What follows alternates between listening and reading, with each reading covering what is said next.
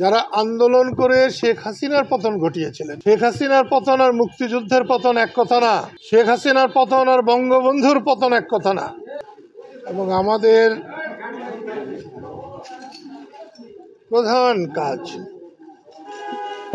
দেশে সুস্থিতি ফিরিয়ে আনা, আইনের শাসন প্রতিষ্ঠা করা।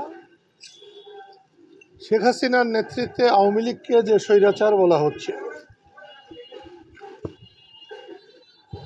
সেই স্বৈরাচারই এখন চলবে না। একই জিনিস, মানুষের যাতে নিরাপত্তা থাকে, সম্মান থাকে, এইটার জন্য। আমার বাসায় আক্রমণ করেছে, যদি এটা সম্ভব হয় তাহলে দেশে তো সকলের বাসায় আক্রমণ করা সম্ভব, কারোর নিরাপত্তা নাই। হ্যাঁ, এটা যদি পাকিস্তান হয়ে যেত, আমি পাকিস্তান ভেঙেছিলাম, তার জন্য আইনানুগ আমার ফাঁসি হয়ে যেত, আমার এতে তো কোনো আপত্তি ছিল না, এখনও নাই। সেই জন্যে বলছি, দেশে আইন শৃঙ্খলা নাই।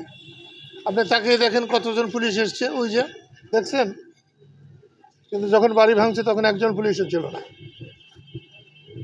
এইটা হচ্ছে আমাদের প্রশাসন পরিচালনার ব্যত্যয়, আমাদের বুদ্ধির অভাব।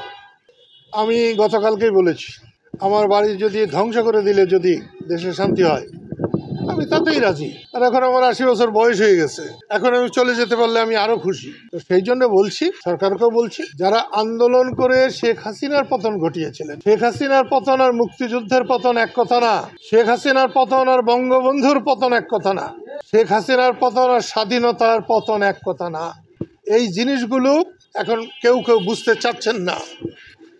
আমি কালকেও বলেছি, আমার জ্বলন ওইখানে, যারা 24-এ বিজয়ী হয়েছে, তারা যদি এখন এইভাবে ব্যর্থ হয়, ভবিষ্যতে যদি কেউ স্বৈরাচার হয়, তাদের বিরুদ্ধে রুখে দাঁড়াবার জন্য সাধারণ মানুষ এগিয়ে আসবে না, সেটা আমার ভয়।